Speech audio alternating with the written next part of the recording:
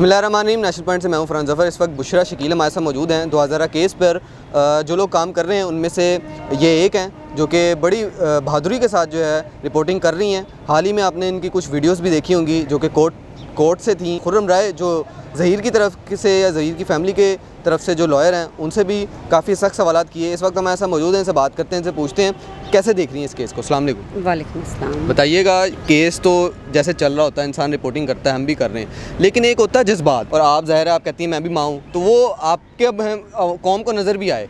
आपने कोर्ट में, सबसे पहले मैं उधर आऊँगा, जब बच्ची आपको नज़र आई है तो आपने बड़े चीखो पुकार तरीके से उसको पीछे से आवाज़ें लगाई हैं, बहुत बड़े गैंग में फंस गई हो। कहीं से रिप्लाई आ रहा था? अगर बच्ची की तरफ से नहीं आ रहा था तो उनकी फैमिली की तरफ से आ रहा था? क्या मामला थे सारे? रिप्लाई देखें, जो सबसे बड़ा रिप्लाई वो ये था कि आपने देखा होगा सिंध हाई कोर्ट में, आप वहीं पे थे, तो आपने देखा होगा कि वहाँ पे ऐसा कुछ नहीं हुआ था। इवन कि उनके पेरेंट्स भी वहाँ पे थे, तो कुछ भी था, वो उसकी आंखें नीचे थी, उसने राइट लेफ़्ट बिल्कुल मूवमेंट उसकी कोई नहीं थी।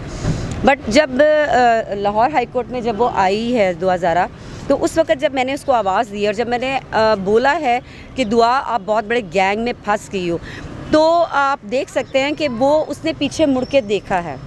ठीक है, उसने पीछे मुड़ के देखा है। वो क्यों देखा ये अल्लाह जानता है या वो दुआ ज़रा खुद जानती है, लेकिन मुझे ऐसा लगा जब मैंने उसको देखा तो मुझे लगा कि मुझे ये सब चीज़ें बोलनी चाहिए, उस तक पहुंचानी चाहिए।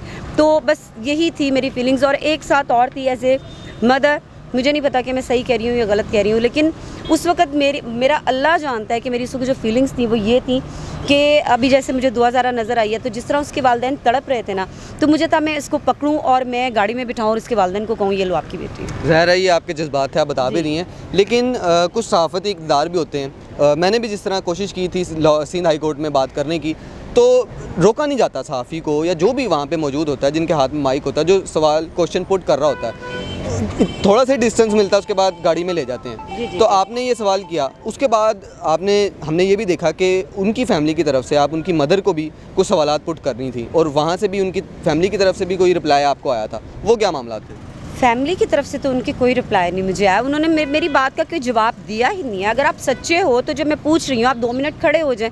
मैंने कोई इनको कुछ मुंह में तो नहीं डाल लेना था या मैंने कुछ ऐसा तो नहीं करना था, लेकिन वो भाग रहे थे, मेरी किसी बात का जवाब नहीं दे रहे थे। तो उस वक्त भी मैं एज ए मदर, मेरे भी माँ के जज्बात थे और पाकिस्तान की हर माँ बेटी बहन के वो जज्बात थे जो इस टाइम इस तकलीफ़ को महसूस कर रहे हैं। तो वो मैं सिर्फ ये पूछना चाह रही थी उनसे कि आपका बेटा पकड़ा गया तो आपको बहुत तकलीफ़ हुई है कि मेरा बेटा बेकसूर है, उसने कुछ नहीं किया। तो आप मुझे ये बताइए, आप उनके वालिदैन के साथ मिले भी हैं, सारा कुछ है, तो क्या आपने उनकी तकलीफ़ बर्दाश्त नहीं किया? आप फील नहीं किया कि 2 महीने से जो वालिदैन ने अपनी बेटी को देखा नहीं, बात नहीं की है, तो वो किस कदर तकलीफ़ में होंगे? आपने उनके माँ बाप की पेन नहीं आपने देखी है, आपने अपने बेटे को देखा कि मेरा बेटा पकड़ा गया, मेरे बेटे का कोई कसूर नहीं, तो उन वालिदैन का क्या कसूर था जिसकी बेटी आप निकाल के ले गए? बिल्कुल ठीक है, जिस तरह ये बता रही हैं कि कोर्ट के अंदर जो मामला हुए, लास्ट में जाते जाते ये बता दीजिएगा कि आपने खुर्रम राय जो हैं उनकी फैमिली की तरफ से जो लॉयर हैं उनका भी आपने कोर्ट के अंदर ही इंटरव्यू किया था और कुछ सवालात पूछने की कोशिश की थी। उस दौरान कोई मामला हुए जो आपको लगा कि हाँ ये क्वेश्चन तो आपने जो पुट किए वो कौम ने देखे सारे, लेकिन क्या वो सेटिस्फाई आपको कर सके आपके सवालात पे? नहीं, बिल्कुल नहीं। ये पूरी कौम ने देखा कि वो मेरे किसी एक क्वेश्चन का आंसर नहीं दे सकते। किसी भी, वो जो भी था, वो तो इस चीज़ को ही डिनाई कर रहे थे कि मैं ज़हीर का लॉयर नहीं हूँ। तो जब वो ज़हीर के लॉयर नहीं थे तो फिर जब दुआ ज़रा वहाँ पे आई है तो फिर ये वहाँ क्या कर रहे थे? अच्छा, बिल्कुल ठीक है। लास्ट में जाते जाते ये बता दें कि ये केस तो जैसे चल रहा है, इसकी जो प्रोसीडिंग होनी है वो तो होनी है कानूनी तरीके से, लेकिन आपस में इख्तलाफात हो गए हैं। आप भी जानती हैं कि मैं किसकी तरफ इशारा कर रहा हूँ, तो ये क्यों हो गए हैं? आप समझती हैं कोई गैंग है? आप भी काम कर रही हैं इस पे, या कुछ भी नहीं है?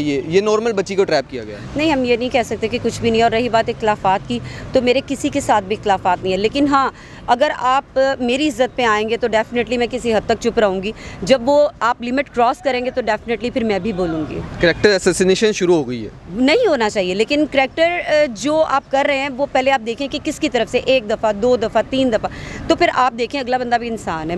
मेरा ये लेवल ही नहीं है कि मैंने अपनी एक वीडियो में जो भी मैंने मतलब कोको कोला या जो भी मैंने दिखाया था, तो वो मेरा लेवल नहीं है, लेकिन वो मुझे मजबूर किया गया कि मैं उस लेवल पे जाती और फिर मैं जवाब देती। मैं उसी तरफ जा रहा था कि ज़ाहिर है वो एक साइड से हो रहा था तो दूसरी साइड से भी होना शुरू हो गया। ये नहीं होना चाहिए, आप भी जानती हैं। बिल्कुल नहीं होना चाहिए। देखिए, हर बंदे का अपना नैरेटिव है, आप अपने नैरेटिव पे काम करें। आपने ज़हीर को सपोर्ट करना है, आप करें, हमें इससे कोई इशू नहीं है, लेकिन आप अपने लफ्ज़ों का चुनाव ऐसा रखें कि किसी को तकलीफ़ ना हो। आप कैमरे में आके उनके माँ बाप की तजलील कर रहे हैं। बिल्कुल ठीक है, इख्तलाफात की सहाफ़त जो है वो नहीं होनी चाहिए। और जिस तरह इन्होंने भी बताया कि आप लोग अपना काम करें, अगर आपके पास प्रूफ हैं तो आप वो सामने रखें। अगर ये इस साइड का नैरेटिव दिखा रही हैं और इस साइड से जो इनके पास प्रूफ हैं वो सामने रखती हैं, तो मेन फोकस ये होना चाहिए कि इस केस को मंतकी अंजाम तक पहुँचाना चाहिए और इंसाफ की बुनियादों पर पहुँचाना चाहिए। नेशनल पॉइंट से मुझे दीजिएगा इजाज़त। अल्लाह हाफ़िज़।